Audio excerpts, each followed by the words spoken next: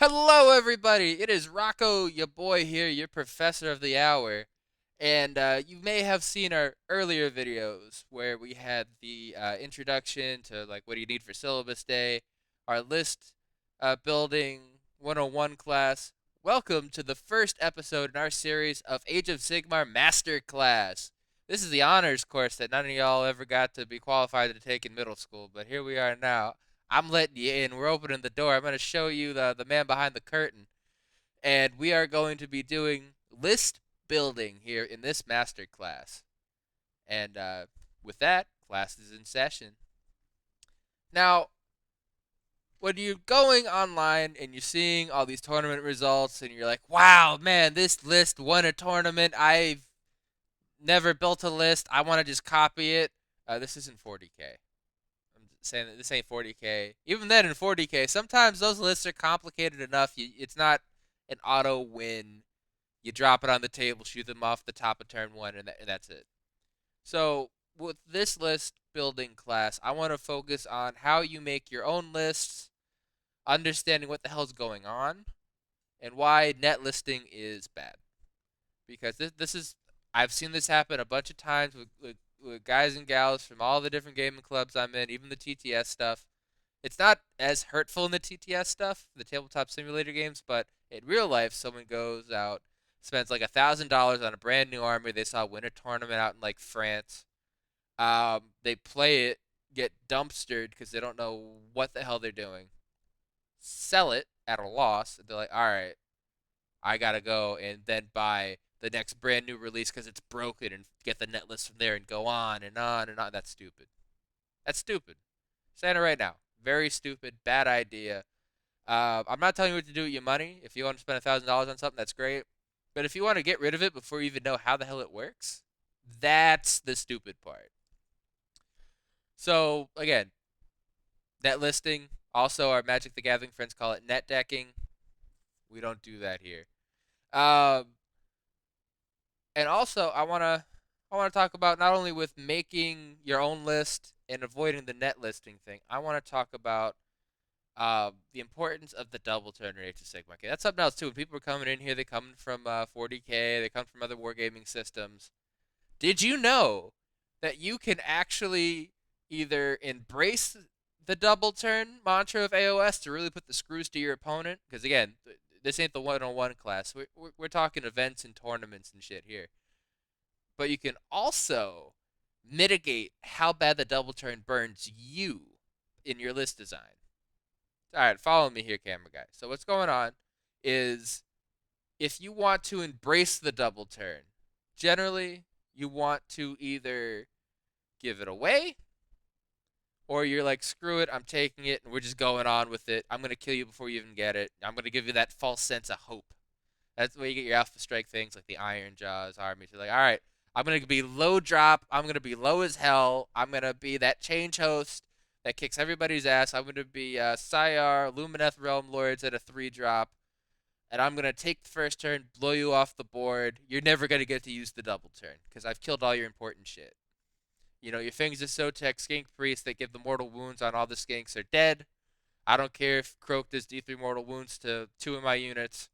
I'm not in range for the rest of this shit, and all your skinks now are -1 to hit me, and they don't do mortal wounds. So they're hitting on 6s, wounding on 5s.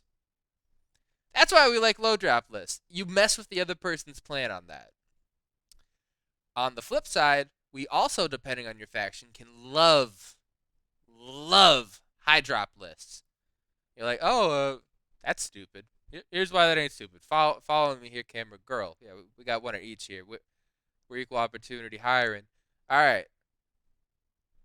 I have a sub faction, like let's say traditionally Stormcast, if we ignore the 1-drop build that just popped off lately at the time of filming this video. Or we're looking at, say, cities of Sigmar that don't necessarily have strong battalions unless you go all in on them, and even then you're probably being like a 6-drop. Um, I'm not winning that drop war. So I'm playing in a tournament. You know, the first round, it's like, hey, I'm fighting the dude that I'm playing my opponent here. I'm not fighting him in the parking lot, but I'm playing his list. It's a little Timmy. He brought all his cool little toys, but he has no idea how to use them. Got him. Easy dub, right? We put that notch on the belt, we smile, and we move on. Next round, oh god, it's a change host. I flew too close to the sun. My 6-drop list all of a sudden gets blown up, and I'm submarining if I'm lucky through the rest of the event. We can actually avoid that.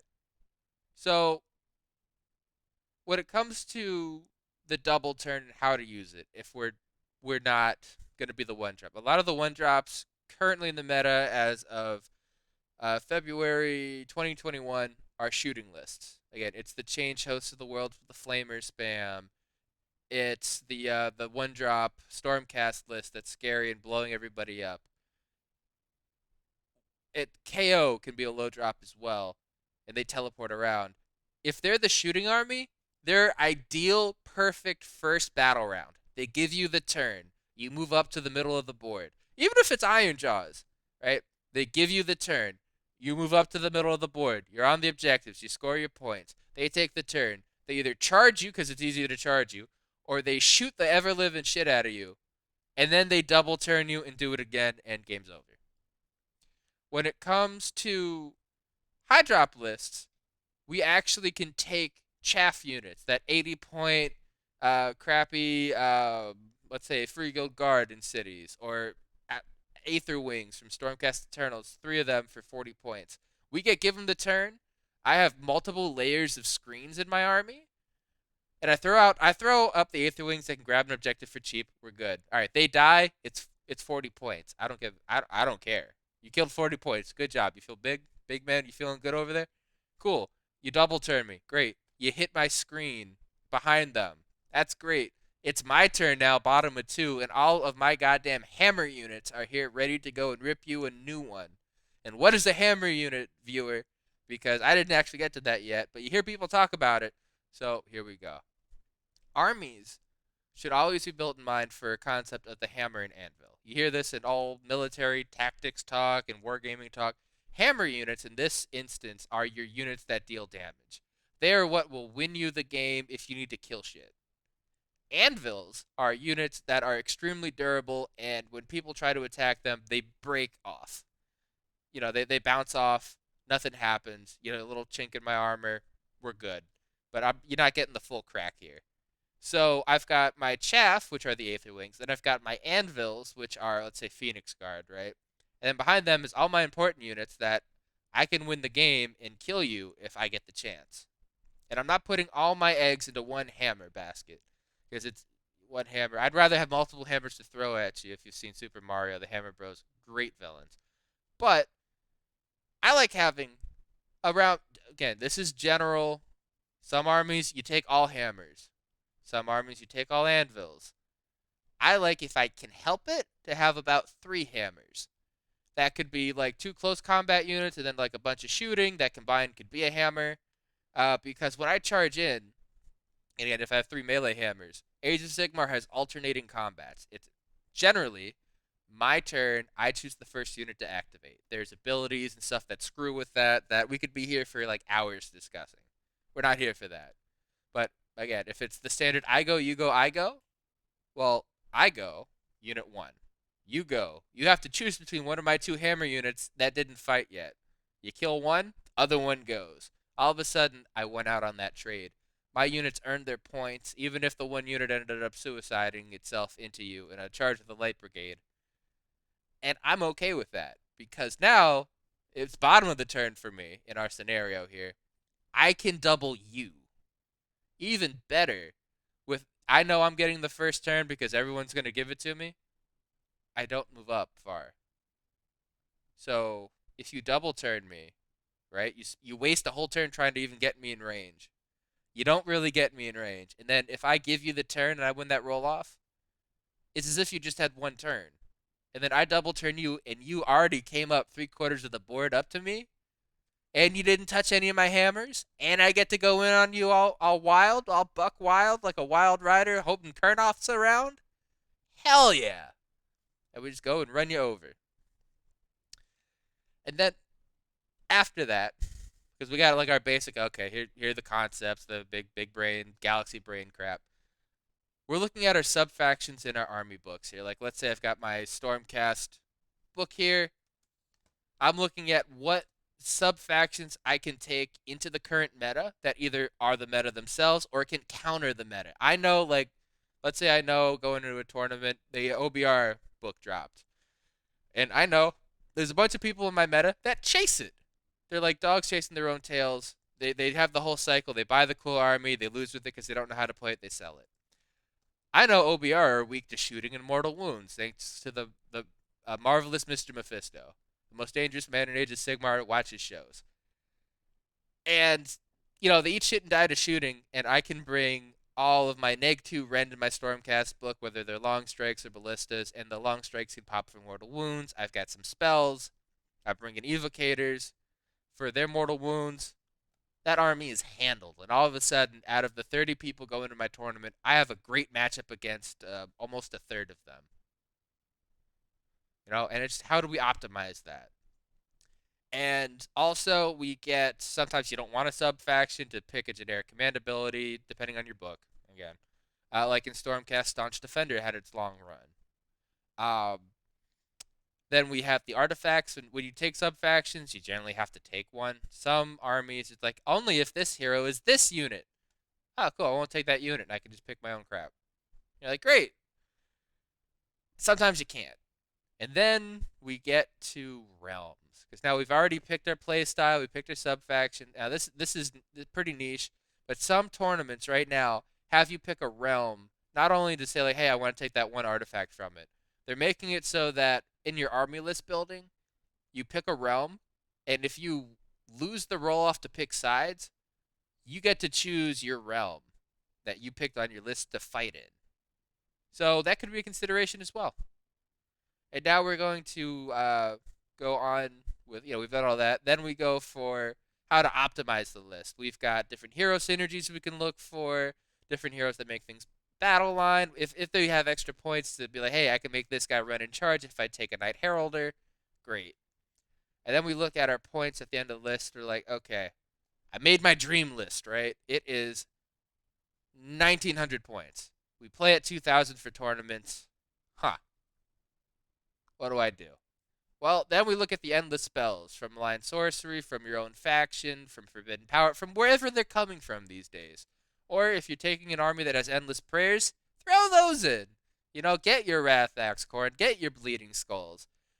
Maybe buy a command point for 50 points. Maybe, I know it's crazy, but maybe you play for the Triumph. Everyone forgets it, and I'll explain what Triumphs are. So if your army comes in at less points than your opponent, like I said in the last video that's paired with this, the 101 class, but again, reviewing is okay, you get to roll on a table where you get to have an extra ability once per game to use it. Currently, it's rerolling hits, rerolling wounds, or rerolling saves on your unit. Like I play a Lumineth Realm Lord army where they come in at 1970, and if I get the rerolling hits, it saves me the spellcast of Lambent Light. I get rerolling saves, it saves Teclis's bacon. Rerolling wounds, meh. I could throw it on someone in combat, maybe it's Dawn Riders or something that wounds on a 4. And all of a sudden, I'm just doing that much better with my life. And, let's go to some examples. Let's go. Yep. Alt-tab, boom! The net list that's scaring the everybody and their grandmother in Stormcast here. The Anvils of the Helden Hammer 1-drop super mega awesome Death Ray Battalion for the Stormcast Eternals. So we look at this, we've got the Storm Hosts they've picked, Anvils of the Helden Hammer. What does that do for them? In the hero phase, you can spend a command point from one of your heroes. The general has a longer range for it, but you can either fight or shoot in the hero phase. If you have all of these long strike crossbows here that have a 24-inch range in the shooting phase if they don't move, but they have to not move in the movement phase. So this is the hero phase. They're at 24 inches, but you know what? That's neg 2 rend 2 damage. 2's to hit, 3's to wound. If you roll a 6 to hit, it's 2 mortal wounds, sequence ends. That's awesome. This is your damage. We got 3 units, 3 hammers. Oh my god, it's like I planned this. Through the different battalions, they get extra shots. They get rerolling 1s from having their enemies near Aether Wings. You've got extra redundancy and synergy with the Knight Azeros. You've got different artifacts here for the Venators to snipe people, to be other hammer units. You've got teleporting with the Aquilor. You've got your battle line here of just basic 5 schmucks just trying to do their best to stand on objectives while all the snipers go all Azerite sniper on people. You've got Aether Wings to protect you from charges and also buff your stuff. Vanguard Paladins to fly all over the place. Because we have these extra battalions, we start off with 3 command points. Don't have to buy any. 1990 points. You play for the triumph there. Or even better, you deny the other person the triumph because you don't really need it. But if you want to get rerolling hits on somebody, dude, you're set. And then we've got no magic, but who cares? We're a 1-drop. I take top of 1. Again, this is the before bit. I take top of 1. I have my 3 units of Vanguard Raptors on the field already. Everything was in range for me to shoot them because they deployed bad. I shoot the shit out of them in the hero phase. I shoot again in the shooting phase. They're out of an army. All their synergy pieces are dead. I can hit their hammer units without having to worry about the anvils. They come crashing into my chaff with the Aether Wings. Okay, Aether Wings are dead. They hit my screens. Now it's bottom of turn 2. I shoot in the hero phase. I shoot in the shooting phase. Their army's gone and I win the game. This is a lot harder to use than how I just said it. That is the perfect world scenario, and it's a dice game. It's never that perfect. The amount of ones you're going to roll when you think you hit on 2s, and then all like the Aether Wings are dead and the Azeros are dead, you're like, man, if only I rerolled 1 somehow. That's how that ends up happening. Next, one of my own creation. And this is actually going to be here. This is War Scroll Builder that I'm using it on, and I need to change the... This is from my other class. Anvils of the Helden Hammer as well. Here we go. We have the Lord Arcanum on Griff Charger, the Lord Ordinator, and the Knight Incanter. And I need to re-add the... Well, hey, we'll walk through it. All right, Lord Arcanum's my general. So we're going to take the Deathly Aura command trait from Anvils of the Helden Hammer. The spell I like taking is Lightning Blast for some extra damage. Not Lightning Blast. This one's actually going to be Chain Lightning to jump from people to people. The Knight Incanter will take Lightning Blast because I love to be that far off artillery piece, and I play in people's heads of, do I want to be up close to auto unbind you, or if you give me the turn, I'm just going to start lobbing mortal wounds at you. The Lord Ordinator is going to take the artifact because if he's in combat, I'm in trouble. He's a 4-up save with 5 wounds. If he's in combat, just that extra bit of damage might save his ass. That's why I like it. My mount trait is Windrunner because we got to go fast on the mount. And also I like using the Arcanum and the Incanter for the mortal wounds once per game with the flasks, where they can blow themselves up into a horde unit for D3 mortal wounds per flask. But most importantly, I take the Lord Arcanum on Griff Charger for the command ability where you can super buff a unit of Sequitors, Evocators, or Castigators, and I use it on these Dracolions. And I have a whole setup here with this, and I'm 14 drops. So we'll go back to the big picture here. All right, big picture. I've got 3 units of minimum battle line. I'm at 1990 points. I'm playing for the Triumph. I bought a command point because I had the points. How this list works and plays for me, that just confuses people because you're like, hey, this isn't the 1-drop. How the hell do you win games? How do you beat Lurid Haze Lanesh? How do you beat Tyrants of Blood with this? How do you beat Flesh Eater Courts with this? I got some heads in my closet here from all the monsters I killed. This is my monster hunting army. The Ordinator has synergy with the Ballistas. The Arcanum has synergy with the Dracolions.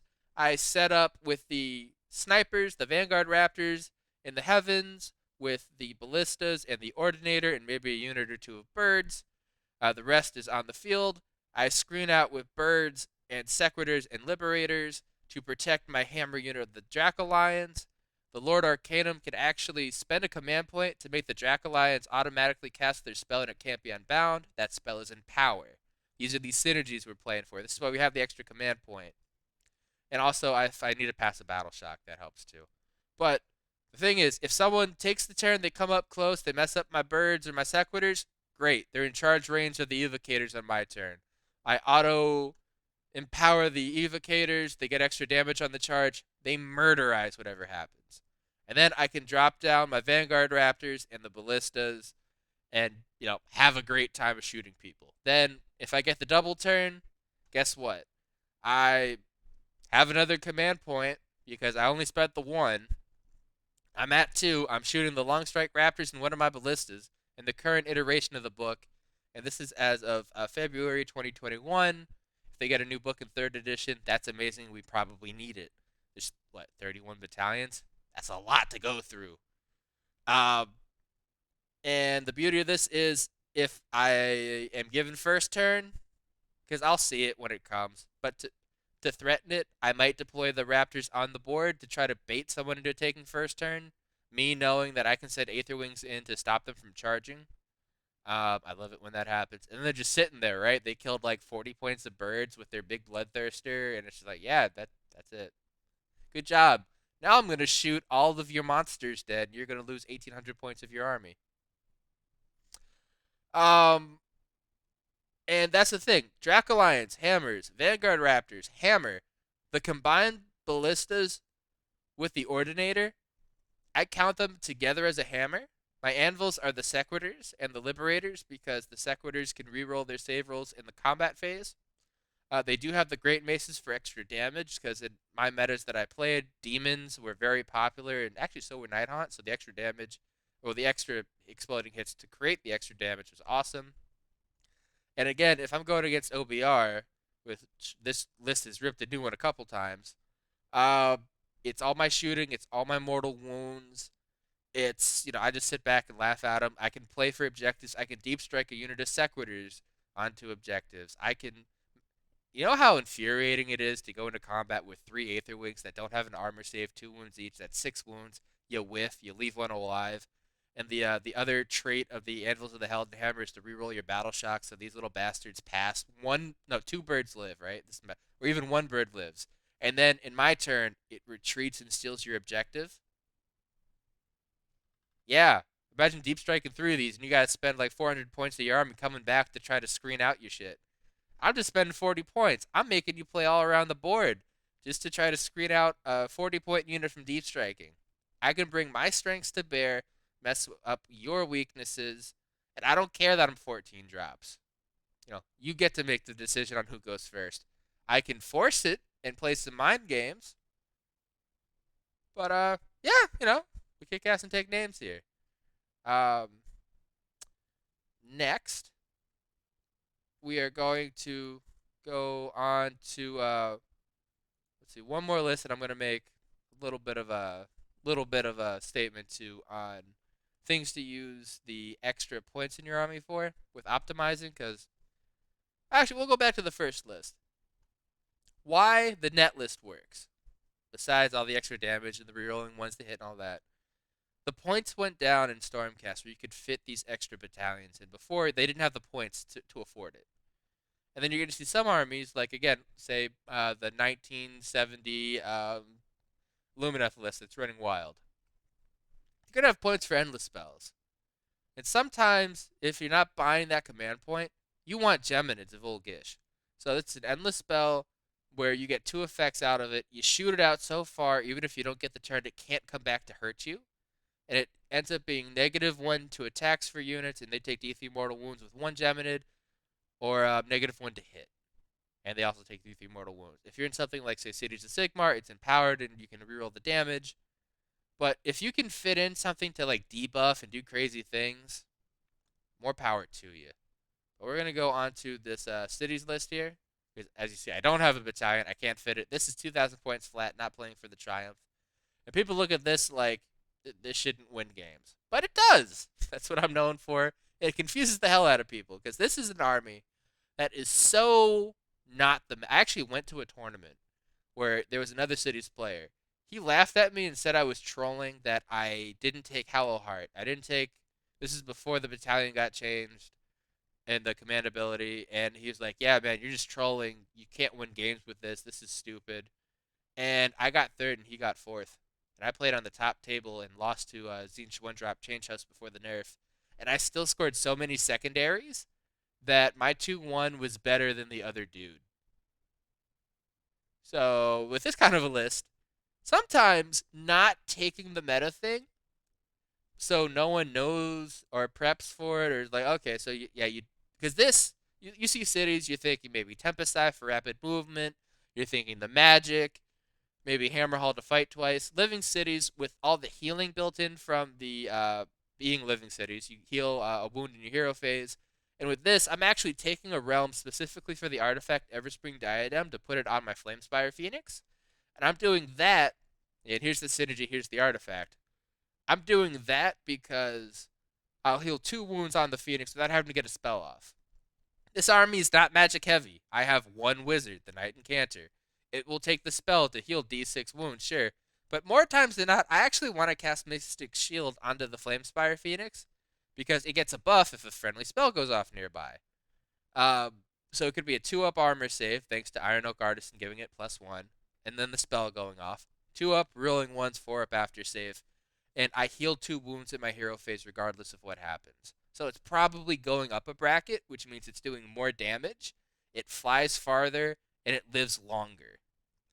Then I've got a Rune Lord for +2 to unbind and dispel spells, and I actually keep that with whatever I'm deep striking.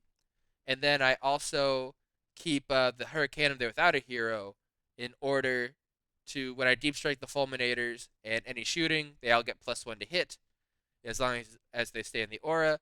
And it's your choice. Kill my hero, kill my buff piece.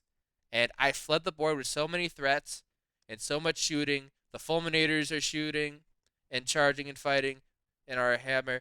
The Phoenix is a hammer, also an anvil, really. The handgunners combined, their shots are a hammer. The crossbowmen are a hammer, but they can also be screens because they're all 3 of those units are cheap enough. Phoenix guards are my anvils. Shadow Warriors are awesome to deep strike and create distance.